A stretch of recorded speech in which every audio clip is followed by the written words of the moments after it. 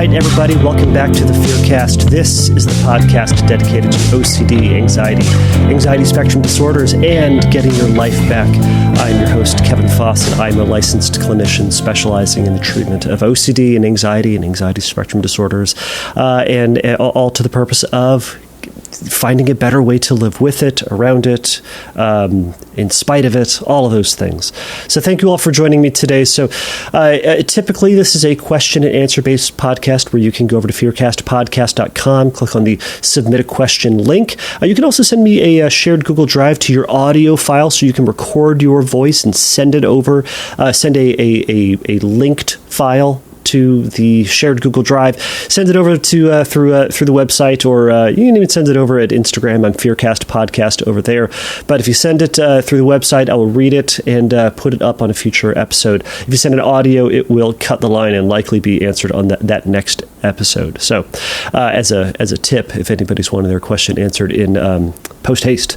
But so go over, check it out at the website. But today is not going to be a question and answer. Today I'm going to be starting off the Anxiety in the Arts series. So I've done a couple of interviews with some people who have been generous enough to share their stories and their struggles with anxiety and how it affects their art and performance. So this is going to be a series with different folks that I've known, or I've known either I've been introduced to or known throughout the years, who are artists or performers or musicians who have experienced anxiety. So, and how it has impacted their ability to go forward and do their art, to perform in whatever facet they would like.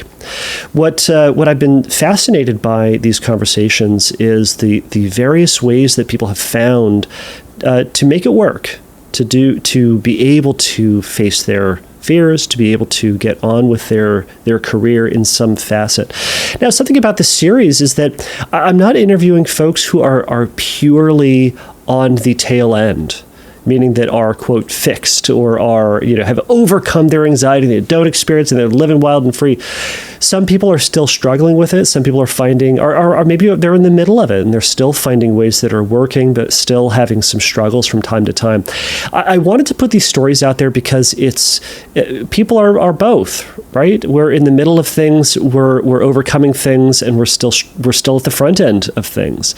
So the folks that I'm interviewing are kind of in transition or in transit through their process. So I'm going to be starting today with my friend Sarah. So she is a country artist, country singer, and she's going to be sharing a little bit about her story in just a moment. And if you would like to see a little bit more about her, see some of her videos, hear some of her music, I'm going to be tagging some videos and some other links to her content over at fearcastpodcast.com. If you go to the episode page for Sarah, you'll be able to see her information up there. So it'll either be called Sarah or Sarah Winchester. Either way, you'll be able to see a little bit more about her. But she's a fantastic person to chat with. I've known her for quite some time, and she shared a lot of fantastic tips and tricks for folks who are struggling with just anxiety and self-doubt throughout their career, music career, or just throughout their life. So, without further ado, here is my interview with Sarah Winchester. All right, Sarah Winchester, thank you so much for joining us for today on this episode of the podcast. Yeah, you are so welcome. Happy to do so. Absolutely. Well, why don't we start off with you telling us a little bit about you, telling us about your music and your adventures and extravaganza through the world of art, music, performance, and mental health. Sure, you got it. Let's see, the extravaganza. So I play a barrage of instruments ranging from saxophone, banjo, guitar, starting to learn the violin, just keeping it interesting, piano, harp, why not? But basically, I'm a singer. That is the hardcore part of it. That's what I make my living at, especially prior to the pandemic. I would say about 80% of my living was singing, just straight up, whether it was in musical theater over at Second City in Hollywood or country music, which is still one of my primary forms of income. But I've pretty much sang my whole life. And that's always been a very deep part of me as a human being, is just singing. And then the instruments are usually to facilitate the singing, with the exception of saxophone, which I learned because of The Simpsons, because, Lisa is the coolest. Real stories. Obviously. Obviously. So, yeah. And then I started writing. I started as an actor. I was a child actor, and I continue to do acting to this day. And I do voiceover work. So art is deeply embedded in me. And even as hobbies, I end up picking up other art forms. So like painting is one of my favorite hobbies to do. And I don't sell it. I don't make any money off of it. I just enjoy it. And, it's funny because I'll be like, oh, I'm going to pick up a hobby, and it always ends up being something creative. Like every hobby I do, I don't ever pick up sports. It's just never going to happen. Why would you do that?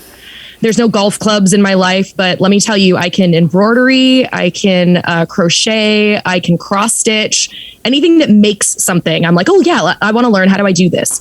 So that's the core of me is very artistic. That's awesome. It's awesome. Yeah. Gosh, and just in the conversations that I've had with folks, I'm finding that people who are kind of identify themselves as creative types, or are making their money being a musician, artist, performer, they describe it as this being drawn towards arts or drawn towards creativity. Not, it's kind of fun. It's like if they have downtime, they're going to do something, and inevitably it's going to fall within that world. 100%. Yeah, 100%. And it's funny because I found that some of the stuff that ended up becoming my living was things that I had started because I was bored or I had downtime. I was doing musical theater and I had downtime. This was like high school, college age. And so I started writing songs on my guitar. And now I sell songs I've written, and I perform songs I've written as well as covers, and I do that as part of my living. Mm-hmm. So it's kind of a funny thing that even the things that I start out doing as, for funsies on the side, not intending to make into a career or intending to make into a profession, end up kind of getting drawn into that because I become very obsessed, and I just have so much fun doing it. And it so speaks to me as a human being, as more than just like, oh, I can do accounting. It's like, it's embedded in my skin of like, oh wait, I need to do this. And if I haven't played an instrument in a while, I do get a little, almost like a drug withdrawal, mm-hmm. where I'm itching of like, oh, I need to just play something. Does someone have an instrument somewhere? I just need to grab it and play it for a second. Is that okay? I just can't stop. I know that feeling. If my bass sits on the wall for too long, I'm like, I just need to like hit a couple of notes, or just play, I don't know, play that funky music, white boy, just that line once. Yeah, just one Seinfeld riff. And then I'll call it, and I just put it down, and I see it again in another couple of weeks. But, okay. Exactly. Well, I appreciate you telling us that. And it's also, I didn't know you played banjo. I'm going to ask about that later. But I guess I'm curious then about how did, as this podcast is supposed to be, so this is me trying to figure out where I'm going in the middle of our conversation. It sounds good, doesn't it? It sounds great. Oh, goodness. All right. Well, tell me a little bit about how, when you first started, you said you were talking about how you're a child actress. Did that start off as something just purely fun? Was that something your parents put you in? Was that something that, and at some point, how did anxiety start to creep its way into that, or did it? Sure. So it's funny because one of my earliest memories, I'm about 2 years old, and I have mostly the memory of the emotion, not as much of the specifics, but my mom has told me this story enough times that I can label them as such. So the first time I performed in front of an audience, I was 2. I wore a itsy bitsy teeny weeny yellow polka dot bikini, and I sang the song Itsy Bitsy Teeny Weeny Yellow Polka Dot Bikini. Makes sense. And I remember having anxiety. I remember having that feeling, that your breath catches and it's a little like, I don't like this. Mm-hmm. And I told my mom about it, and she goes, oh, it was so cute. Obviously we don't need to talk about parenting life, but so cute that apparently I told her afterwards I was like crying. Yeah. And she goes, what's the matter? I said, they were all laughing at me. She goes, no, they were smiling, and their smiles got so big that it made noise, and that it came out like laughing, but they weren't laughing at you. They liked what you did, and they were so happy that it sounded like they were laughing, but they weren't laughing at you. They were just laughing at how cute it was and enjoying it, and that's how they were enjoying it. Retranslated is apparently in my 2-year-old brain. So that means like from earliest developmental life, there's an anxiety of what do they think of my performance? What do they think of my singing? The thing that I do aimlessly. Mm-hmm. So my entire childhood, my mom would say like, oh yeah, you were always singing, just constant, like mm-hmm. a constant stream of singing coming out of a tiny little body, just mm-hmm. roaming around the house, roaming around theme parks, roaming around school, constant. And that's like one of my earliest memories. And the reason I even got into it, and I still kind of feel this at times. So fun fact about me, I'm a middle child of 6. For those of you listening, I know Kevin knows this, but I was the youngest for the first 8 years of my life. And my older siblings are twins, which very much changes sibling dynamics. When your older siblings are identical twins, they started acting first. And then my mom was like, putting me kind of in childcare or giving me to a babysitter. And I wanted the same attention. I wanted to be noticed. It was like, look, I'm here too. I can do stuff. Like I'll sing, I'll dance, whatever you want. I can do it. And that's pretty much how I got into acting. Was when I'm on stage, you have to look at me. You have to notice me. I am noticed now. And it turned into something that I loved. And it turned into something that I, my happy place, if you will. But the before and after of shows, even still sometimes brings on a lot of anxiety because it needs to be, liked. If it's not enjoyed, then is it worth doing? And that conflict, that internal conflict of doing it for myself, but also doing it for the reaction and for the appreciation. And so I think that's a roundabout way of answering your question, but basically forever is how long I've been performing, and anxiety was there from the very beginning. Right. Yeah. It's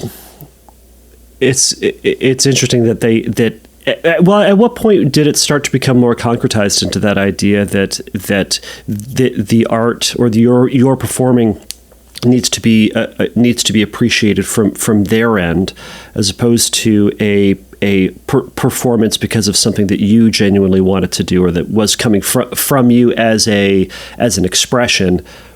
Did that make sense? Yeah, definitely. So I think I think that the initial feeling was leaning closer to the appreciation of needing to be appreciated, noticed, wanted in that way. And then as I found that I was naturally gifted at it, I didn't have to work. It's not like I had voice lessons and that's how I became a great singer. Mm-hmm. To this day, I've never had voice lessons. I've had creative directors who have helped me learn, vocal technique and things like that. But I've never had a voice lesson in my entire life. Mm-hmm. And I have paid my bills singing for most of my adult life. So I'm very good at it. But it just came naturally to me, and instruments come naturally to me. If you lock me in a room with an instrument, give me a week and I'll come back out and play you a song. I mean, it's just the way my brain is wired. Mm-hmm. So as I found my natural inclination to it, that's where it started to shift. And I would say that was right around like 8 or 9 when I started to realize, oh wait, I'm good at this and it's fun and it fulfills a certain piece of me. There's a certain kind of, portion of my love tank, for lack of better, not so cheesy words, mm-hmm. but there's a portion of that isn't completed if I'm not doing something creative and usually musically inclined. To be fair, that's a bigger part of it than necessarily writing or acting. Music is a very, very big part of my soul. And if I don't fulfill portions of that, just even in my own time, just by myself in my room, there's a certain amount of depression that becomes agitated and worsens from me not participating. And it's not just a matter of listening. I have to do it.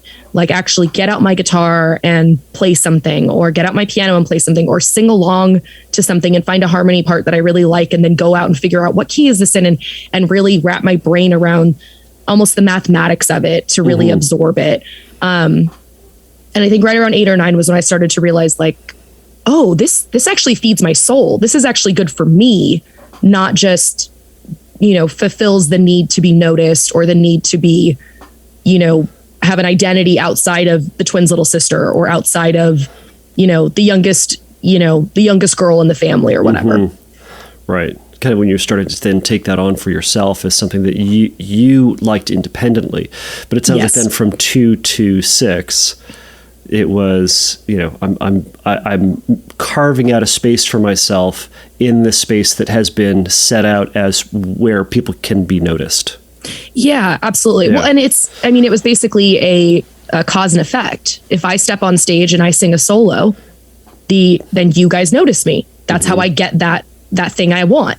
So if I just keep doing that, I'll keep getting what I want. And then eventually it became more than that. Right. Yeah. So I guess tell me when you first started to notice how anxiety, either anxiety or other mental health concerns started showing up and impacting your ability to perform. Sure.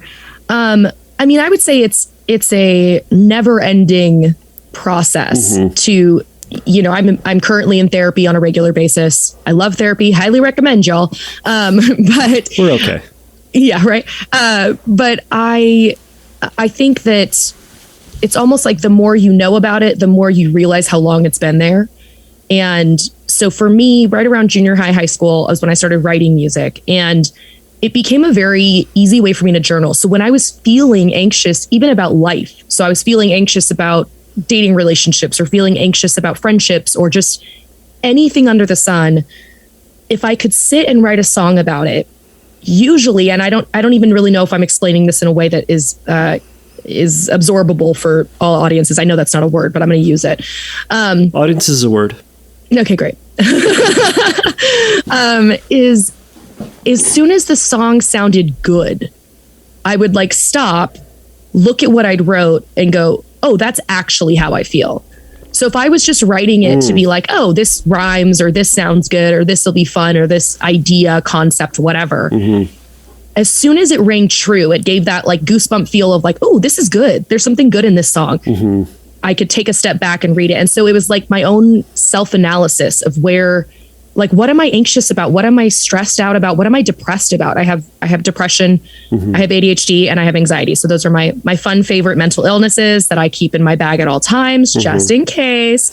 You need to spice things up.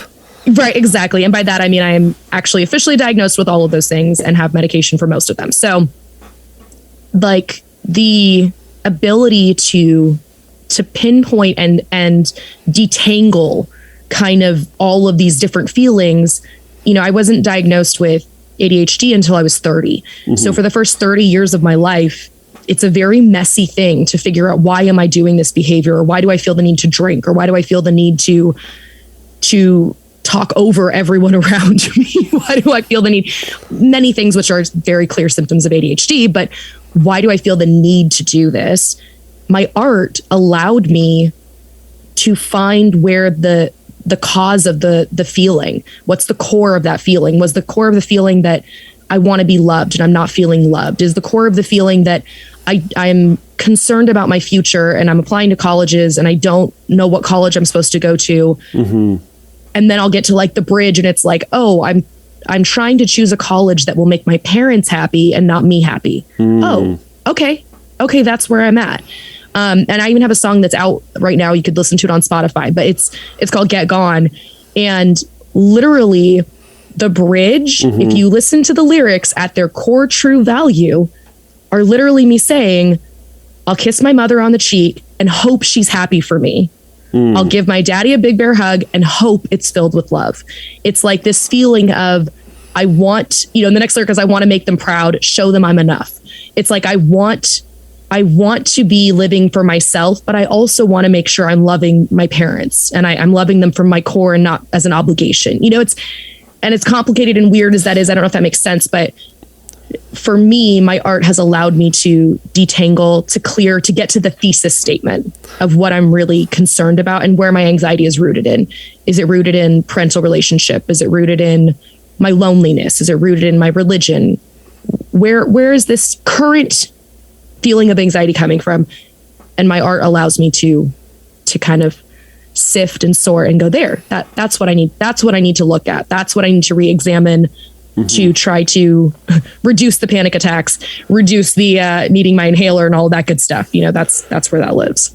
Right. Do you find that as you are Have you found a way to do that on a regular basis? Or I guess a better question is, do you do that on a regular basis as a consistent way to help kind of arrange your thoughts, kind of like a, Dear Diary at the end of every day sort of thing, where this is where you're going to sit down and start to ostensibly write a song, but in the process, sometimes get a song, but sometimes get a recognition of where you're at? Sure. So I think as I've moved into therapy and medication, I haven't had to, fortunately, which is a good thing. It means my brain is distilling on its own without having to literally get out an instrument and sit down with like a notepad and sit there and like rewrite and write and rewrite and cross off and then go, oh, I found it. But I would say I could show you right now, I have binders after binders after binders of just lyrics. And I would say right around junior high, when I first learned guitar, I taught myself in my room, just the basic, 5 chords. For those of you that play guitar, I'm sure you'll giggle to yourself because everyone pretty much knows how to play those 5 chords I'm speaking of. 5 chords and a capo. That's all you need. That's all you need. And that continued all the way through till right around my diagnoses and medication, and then regular therapy, and that filled a lot of that place. But I would say when I get to a place of utter frustration, of like my anxiety peaking, if you will, and I can't put my finger on what's going on, if I have the sanity and the clarity to go, let me just sit down and write a song and see what happens, then it's still very effective well into my 30s. So yeah, and I'm sure that skill didn't just come to you. It's something that in the process of trying to figure out the things that work for us, we try 20 to 30 or 1,000 other things that all of them kind of work, maybe didn't kind of work. What was that process to try to figure out the thing that was going to work for you? What were some things that you thought, oh, this is going to help, but ended up failing or didn't help me address my anxiety, depression, relationships? Sure. Yeah, absolutely. I would say exercise is one of the biggest ones that, funny air quotes, helps. Yeah. And it does. Mental health and exercise, obviously, those are things that should go hand in hand. But for me, I think like right before I got diagnosed, I was at the peak of my nothing is working. And I did not have the wherewithal to be I was kind of mad at music. I'd had some bad experiences and was like, okay, I'm not going to do music. I'm just going to go, I'll get my MBA and I'm going to work at a business office. I'm going to be an office person, which then of course equaled me, starting to drink more. And I was very miserable and borderline suicidal, to be honest. But I thought, okay, well, everyone says if you exercise, it'll help your mental health. Okay, help is the key to that sentence. So I was working out 2 hours in the morning. I would take a spin class, and then I would take a Pilates class, and then I would work for 10 hours, and then I'd go back to the gym, take another workout class, and then run 8 or 9 miles. And I was miserable. It did not help anything because at that point, all the exercise in the world is not going to fix your mental health. I mean, if you have minor things, I don't know, maybe chemically that will help, but help is the key. You need still therapy, potentially, medication, potentially. There's many other things that go into stabilizing your mental health. Exercise is not the only factor. And it really did me more harm than good of trying to be okay, well, everyone says this is what's going to fix it, so I'm going to dig really deep into this, or make more money. That was a big one of well, if you're, excuse me, good morning. If you're making more money at your art, well, then you'll be happy. That'll satisfy. Right. And the reality is that also did not do me any favors and led me into areas of the music industry, areas of the entertainment industry that were not fulfilling, that were, sometimes derogatory. I mean, just really not good areas that it was okay, but if you make them more money and exercise, you'll fix it. It'll all be fixed. And getting back to that core of, my adolescence of going, wait, hold on. I remember when I used to write songs, I was able to process and I was able to sift through and get a little closer to feeling human, if you will, instead of just feeling like a puddle of emotions and anxiety and depression, or just hangovers because alcohol made everything go away. And that was perfect. Obviously. For sure. So yeah, for sure. Medicate your ADHD with alcohol, guys. It works really well until you stop drinking. And then it didn't do anything, in case you thought it did. Yeah. That was a fun yo-yo game for me. But yeah, I would say all of those kinds of things were areas I looked to try to, for lack of better terms, fix my anxiety or relieve my anxiety. Right. And my art was really the only thing that ever gave me any, legitimate form of relief. And then combining that with therapy and medication is really, for me, has gotten me to the healthiest place I've ever been, is regularly performing, regularly learning new songs, writing new songs. I probably learn a new song, at least 2 new songs a week. That's just kind of the nature of my business. And I probably still to this day will write a portion of a song or a total song. I would say at least 1 a week, maybe more than that, depending on what's going on. And I have a running note on my phone, which I highly recommend for anybody else that's in that kind of realm of like, oh, I have ideas. Write them down before they leave you. But just free think, write it down, or free think while you're in the car, dictate it, let your car write it down. But I have a running list of like lyrics or song ideas. And then sometimes I'll get home and look at it and go like, oh, that's a terrible idea for a song, but I see why I went there. And that's actually more about what's going on in my mind right now that I need to deal with from a personal standpoint, not necessarily like I need to write a song about it. Right. Yeah, I remember a story from Bela Fleck. You've heard of Bela Fleck. If you haven't out there, look him up. But he said that for one of their bigger songs, or one of my favorite songs called Big Country, he had the idea for it, and he called his answering machine at his house. This is before this is answering machines. There's a little tape in it, youngsters. He called it and he sang it to himself into his answering machine. So when he got home, because inevitably that melody was going to be gone. But yeah, I love the idea of having just something with you to write this thing down. What I also find interesting, and maybe you can maybe correct us. So in the arc of the things that you were doing creatively that you had also found out to be helpful, it's like you kind of discovered that kind of writing music in high school was really beneficial. And then there was this kind of gap, it seems, where then later on, sometime in your 20s, perhaps, or even into your 30s, I don't know when this time frame was, you kind of looked back at that thing that was helpful so many years ago and said, maybe I'll try that thing again, because all these other things in between aren't really doing what that thing did. Yeah. Did that feel like an aha moment? Did that feel like I guess I'll try it, or like a defeat moment? Like shouldn't all these other things be working?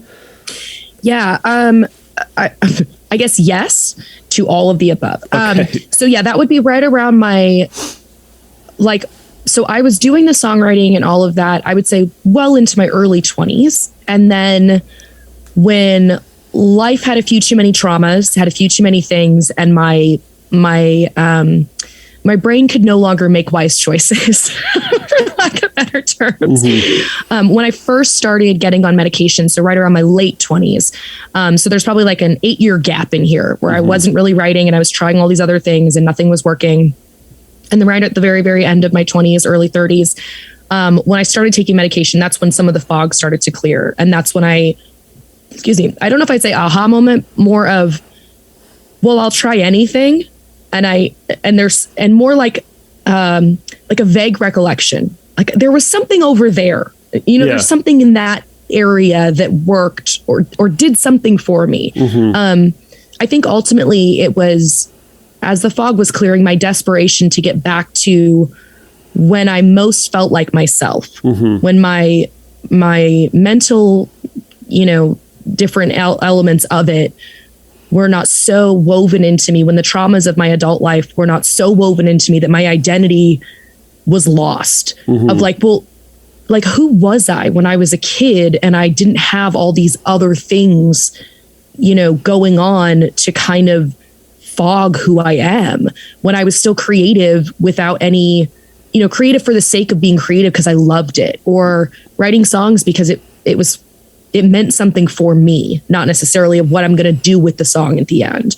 And I think getting back into it, I've come up with this metaphor for people that don't have mental illness. So, or any kind of things going on. So for me, my mental health, especially my depression, I would say, and my anxiety when it's at its peak, to do any of the good things, we'll say, take a shower, eat breakfast, put your laundry away. We'll just say basic functions.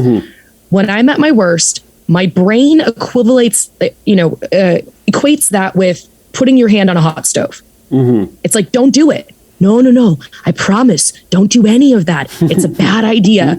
So it's basically like if someone put a flame in front of you and they're like, okay, put your hand on top of it. And you're like, no, every fiber of my being knows that's a bad idea and I'm not going to do it. That's what my mental health does to me. So I have to basically go ignore all of my senses that are telling me don't do this and just do it. And literally it's matter over mind and go, okay, just, put the laundry away. So getting back to writing music was a little bit like that, where there's this one part of my brain going, I have this vague recollection that it was good over there. And my mental health at its worst is going, no, you'll light on fire. If you do that, it's going to be the worst. Right.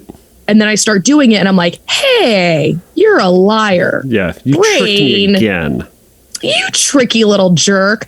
And the more I did it, the more it was affirming of, oh yeah, okay, this is it. And I was able to really identify it and go like, oh, it's not just something over there. It's this specific thing is what was going on and what was helping me. And then now knowing that's what it is, I can go back to it on a regular basis, for the last, 6-7 years, and help myself by utilizing that skill.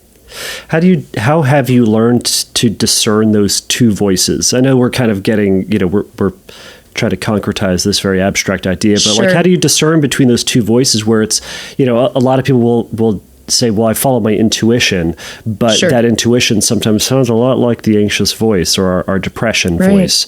How do you discern? Yeah.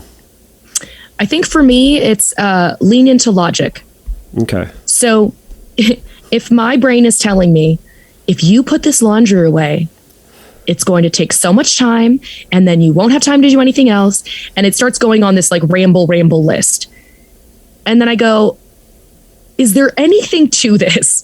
Is there any reality that will tell you? I live in a studio apartment at this particular juncture in time. So if I have laundry, that is my entire home is laundry. And so let me tell y'all, there are studies about, tidiness with mental health, and it's not cute. It will not help your brain to keep a mess all over your house.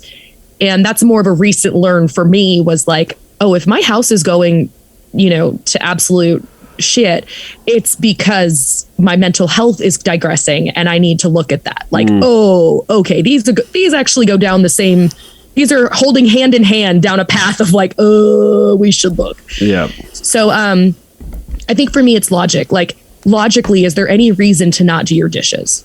Logically, is there any reason to not take a shower?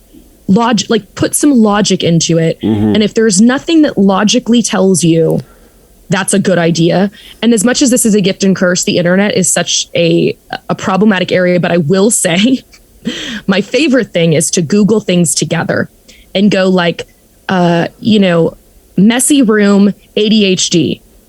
And you'll find like 800 articles that tell you, A, it's normal, B, fight against it, and like matter over mind, try to clean because it will actually help you.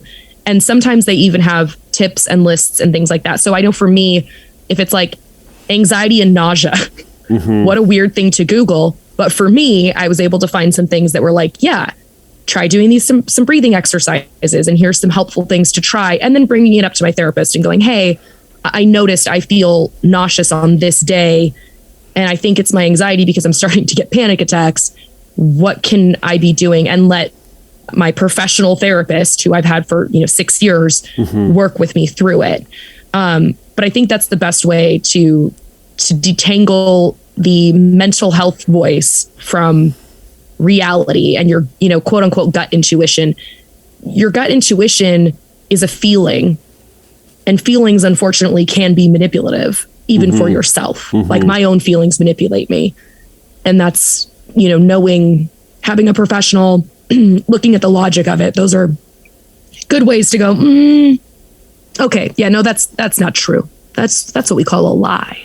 Yeah. Right. I mean, it sounds like also within that you've had to trial and error your way through that, and to kind of think about what is ultimately going to be helpful for me in this moment versus unhelpful for me. Not, is this going to be easy? I think so often we hear stories of like, oh, if it's the right thing to do, it'll be easy, or if the right thing will be, it will come to you. You'll know. And sometimes we don't. And sometimes the quote, the right thing to do is the hard thing to do. But it's also to say that the right thing to do is not always the hard thing to do. Sometimes the right thing is the easy thing to do. So it's kind of in that, kind of learning what's going to be more beneficial for me right now. And kind of historically, you've gone like, all right, historically, I know it's probably going to serve me more to do this, and I'm just going to trust history version of me as opposed to temporary emotional version of me. Yeah. And I think trusting what if I won't say which sister, and since I have, 4 of them, it doesn't really give anything away. But one of my sisters has mental health issues, and she and I talk a lot. And, distilling for her how to help figure out what that voice is helps me for myself, because then I'm saying to her things I need to say to myself anyways. Mm-hmm. But, her and I have a running dialogue of, wait, hold on. The mantra you just said, we know that's a liar. The mantra of you're useless. People will be better off if you're not here. You're more of a hassle than a help. These lies that I think for people with depression or even anxiety, if you say that to this person, they're going to hate you forever. They're never going to speak to you again. If it starts to become like a diatribe, it starts to become this mantra that you seem to be, that, pokes up all the time, flag it and go, hold on. That's something I tell for me, mine was, I am lazy. That's something that I, because I sleep in, because I have late night shows, it was something my therapist and I worked a lot on, and I still work on it, of going, well, I was lazy, so I didn't do that. And then I have to go, okay, hold on. It wasn't that I was lazy. It's that I had to prioritize other things that needed to be done first. That is why that didn't get done. It was not because I am lazy. I got done 800 things that day. I wasn't at home napping. I'm not lazy. So I think if you're finding yourself repeating these same phrases and they're negative towards you, or they're derogatory towards you, I mean, literally you're insulting yourself, write it down, look at it and go, okay, hold on. Is that real, or is that just my brain self-sabotaging and making me feel worse about something I don't need to feel worse about? I'm allowed to stand up for myself and tell someone, hey, that was offensive. Can you not say that to me?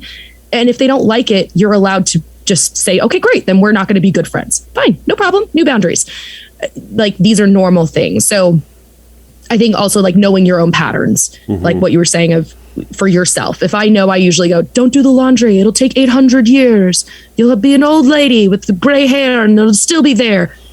No, that's called a lie. Like, just put the laundry away. Just sort the socks. It's fine. It'll take 10 minutes tops. Like, set a timer. You'll see. It's fine. Right. I mean, how does all that, how is that then impacted in kind of a band relationship or a performing relationship? Because, you especially in a band, you're going to be getting feedback, right? The bass player is going to say, oh, why don't you try this? Or the guitar player is going to say, oh, this would sound really good. How do you manage your own anxieties and your own in communication within that band setting? Sure. I mean, for me at this point, I run my own band. So I do tell them regularly, like, hey guys, it's a open forum, say anything you like, or if you want to add songs, let me know, whatever. But we're very constructive criticism. We're a very, helpful environment, but I think my anxiety forces me to be quote unquote the best.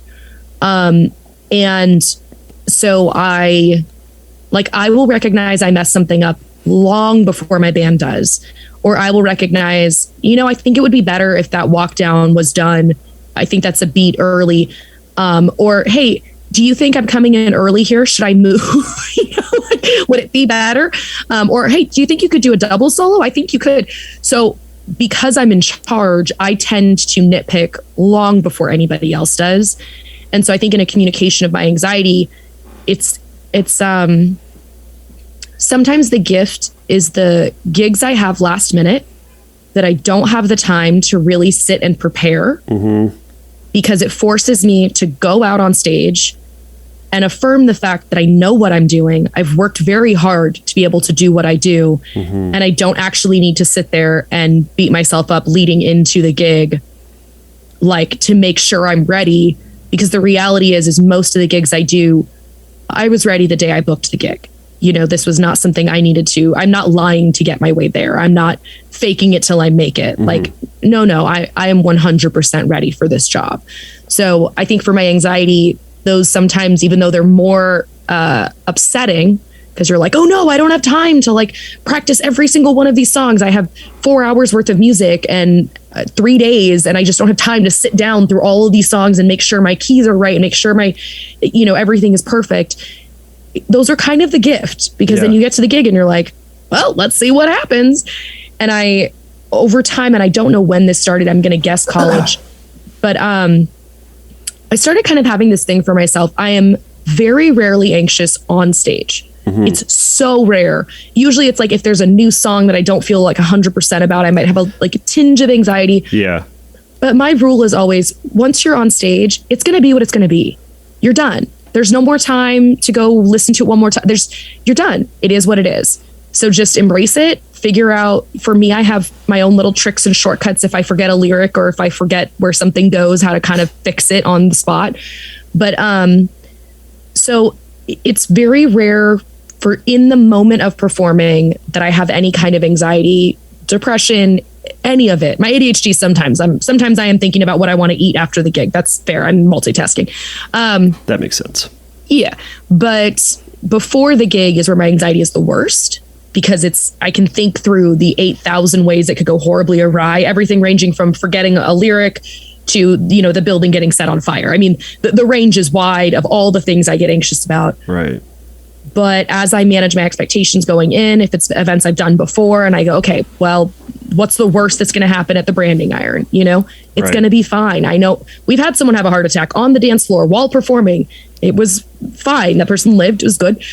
You know, the paramedics came, we paused, they helped the person into their ambulance, and we continued on our way. Like, there's nothing, my expectations are managed. I know the worst that could happen. So it's fine. And I think then trying to apply that same logic into new gigs that I don't necessarily know all the details and the ins and outs and how long it takes to get there, and, you know, how many sets need to be, and do I know enough lyrics for all this? And that helps me manage my anxiety when I can lay out as many of the, you know, things I know, things I don't know, and then go, okay, AA mantra, you know, learn the things you can control and let go of the things you can't, and the discernment to know the difference. I can imagine that is then different if you're in a studio setting, especially you know, you can record 14 hours of vocals to pick out the right way to just do a two bar thing. Yeah, and I've had to work to be open to not necessarily flexibility, but I think in my younger days, if I was going to a studio, I would want to be just as prepared as if I needed to do it on stage. And like they gave me this nickname at one of the studios I record at, that I was the one take wonder, because I would go in and in one take I would nail it. And they'd be like, how did you nail the entire song in one take? We were ready to like break it down into chunks. Right. And sometimes they'll even break it down into chunks, record it in those chunks, and then go, no, that first take where you did the whole thing, that was perfect. That's what we actually are going to use. And that's what they use. So I think I've had to learn to work through some of that anxiety of like, no, why don't I not have it nailed down exactly, you know, all the things, yet be prepared, obviously know the song. Don't come in like, what are we doing today, guys?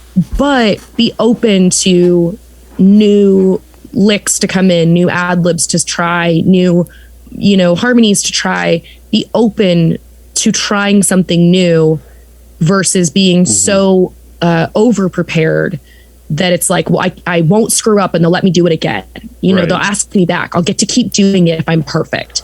And learning to let go of that within my art and go, well, it's not about being perfect. It's about coming in as an artist and going, okay, how else could we paint this? How else could we sing this? Right. Is there another rearrangement of these lyrics maybe that could shift the syncopation that would help and make it more palatable or whatever. And I think as you get more confident in your art, I think that's where that comes from. And for me, getting the affirmation of it and getting asked back, I get asked back a lot. Like if I work with one engineer, they tend to bring me back over and over and over again.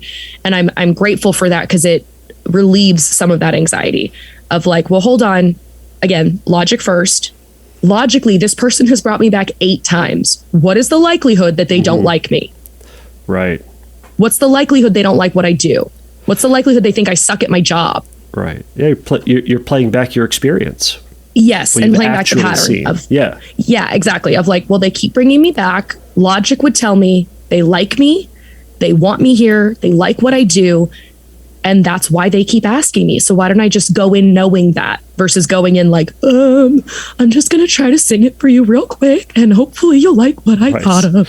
Like, that doesn't help anybody. Right. And when you go into second guessing yourself with that mentality of constantly trying to prove yourself, we can usually screw ourselves over by thinking too much, as evidenced by, if you got a gig that night, no time to obsess about it. Just, we've got to get through it. Usually, from your experience, it's worked out. It's been fine. Yeah. And I think with singing especially, the voice gives away a lot, and I think if you go into some of these things anxious, it can actually tighten your vocal cords. It can give you like dry mouth, which then also will strip your vocal cords. And there are some minor techniques you can try, but for the most part, the only way to fix that is to relax. You can't fake being relaxed and singing. It's very, very hard to do. And I think if you've done it long enough, it's a muscle and you get to that muscle memory where you can kind of tap into it. But even for me, if I get to a gig where, I find out something about someone who's there that they don't like me, or they've said, I found out at one gig I was at that a male band counterpart that plays this gig as well is getting paid almost double what I'm getting paid. It was really hurtful. Did not appreciate it. And so it really gave me a lot of anxiety of like, well, is this a feminist thing? Is this why am I not getting paid the same amount? I'm doing the same amount of work. They're telling me I'm one of their top 3 bands. Like, what's going on? That person's not even in the top 3. What is happening? And I literally had to go like sip some whiskey just to like calm my nerves, because I was so anxious about, is what I'm doing on stage not working? Is that why this is? Even though I play at this venue regularly, the admiration I get from everyone there, from all of the staff, from every single person involved is nothing but praise. So I know that it's not that. And it's obviously probably that I don't ask for more money often enough. That's a fault of mine, which I think is part of my anxiety, is going, well, if I ask for more money, they're not going to have me back, or they're going to not want me anymore. And that all kind of plays into it. So sometimes on a show, I will literally just have to be like, okay, I'm going to sip some whiskey. I'm going to sip some bullet just to calm this like running snowball that's starting down the hill. Let me melt it before it gets too far. Right. And then this is something I'm not going to deal with right now anyways. There's no point in me sitting here and getting anxious about this before I go on stage and then having to take 2 songs to get into my mode. Right. And my happy place, if you will. Yeah. Yeah, I think the whiskey part aside, that's going to be selective for some people and some for not. Yeah. But I like what you said, is that, you said, I have to take this worry, and I not to say like, oh, don't worry about it, but it's to say I can't worry about this. I functionally can't, because it's not going to help me. I'm going to put this to the side and I'll deal with this later, but I'll eventually get there. I'll eventually be able to address this, and I will, but for right now I'm going to focus on the thing that I can control, which is this gig or this next song, this thing that's right in front of me.